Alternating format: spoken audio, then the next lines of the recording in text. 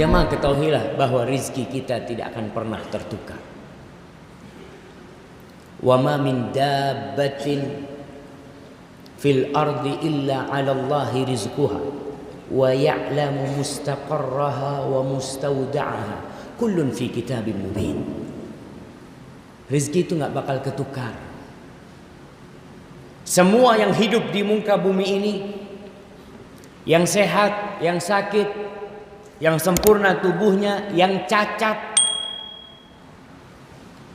yang manusia, yang bangsa jin, yang binatang, yang serangga, yang tumbuh-tumbuhan, semuanya itu rizkinya udah ditanggung sama Allah Jalla Jalla.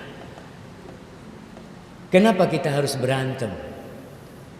Kenapa kita harus bertikai mencari rizki?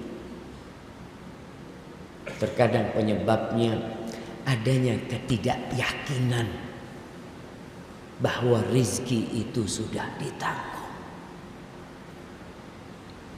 Jamaah rahimakumullah,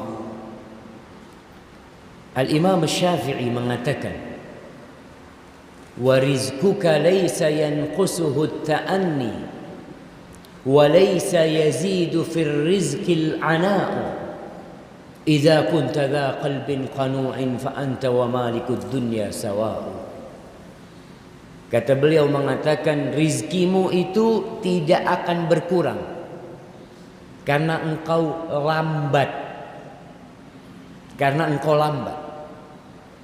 Dan rizkimu tidak akan bertambah karena engkau bersegera dan berlelah-lelah.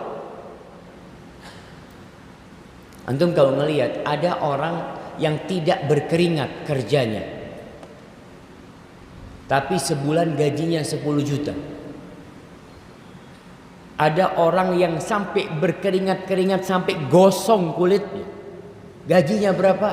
Sehari cuma 65.000. Kalau rizki itu ditentukan dengan semangat dan etos kerja seseorang, maka tentunya yang kerja sampai berkeringat-keringat rizkinya lebih banyak. Tukang umpamanya. Ada orang yang cuma duduk kerjanya. Cuma tanda tangan. Saya nggak pernah keringetan, tapi rizkinya lebih banyak. Kenapa? Tadi Allah yang sudah menentukan rizki kita. 120 hari tatkala kita berada di perut ibunda kita, Allah kirim malaikat untuk mencatat. Dicatat semua. Rizkinya dicatat. Fulan nih rizkinya berapa? Dari hidup sampai mati rizkinya umpamanya 200 juta. Sudah 200 juta. Mati walaupun uang yang tersisa 1 miliar itu bukan rizki dia. Bukan. Rizki anak keturunannya. Dan jamaah rahimakumullah, rizki itu sama dengan ajal yang ditulis tatkala kita di rahim ibunda kita. Rizki ajal, apakah dia termasuk orang yang berbahagia atau dia termasuk orang yang sengsara, udah ditentukan. Jodoh termasuk rizki. Ada orang yang masya Allah ingin menikah dengan perawan, masya Allah, dia nador sana nador sini, sampai 30 perempuan di nador, ternyata rizkinya janda beranak 3. Mau gimana? Betul rizki jamaah. Apa yang bisa kita lakukan? Ana sudah cari Ustaz. Ada seorang yang masya Allah berangkat nador mau cari akhwat bersama ibundanya, bersama sepupunya, bersama anak sepupunya. Berangkat dari Jember ke Malang, lihat perempuan di sana tidak cocok, ke Bangil tidak cocok, keliling tidak cocok. Ditanya sama ibunya, kamu ini kok nggak cocok semua, kata dia. Maunya sama siapa?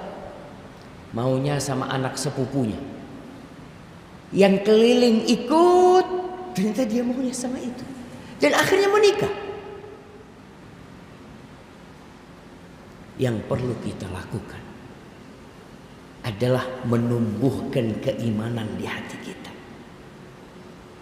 Bahwasanya andai kata seluruh penduduk Surabaya bersatu padu untuk memberikan manfaat buat kita supaya jabatan kita naik, kalau Allah tidak berkehendak itu tidak mungkin terjadi.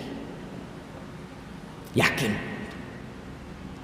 Andai kata seluruh penduduk Surabaya, bukan penduduk Surabaya sebenarnya jemaah, Rasul sallallahu alaihi wasallam mengatakan lau annal ummat, seluruh umat manusia bersatu padu untuk memberikan mudarat kepadamu, untuk melengsarkan seseorang dari jabatannya, untuk membuat usahanya bangkrut, untuk menjadikan perdagangan dia tidak sukses, seluruh penduduk Indonesia bersatu, tapi Allah tidak berkehendak, nggak mungkin itu terjadi.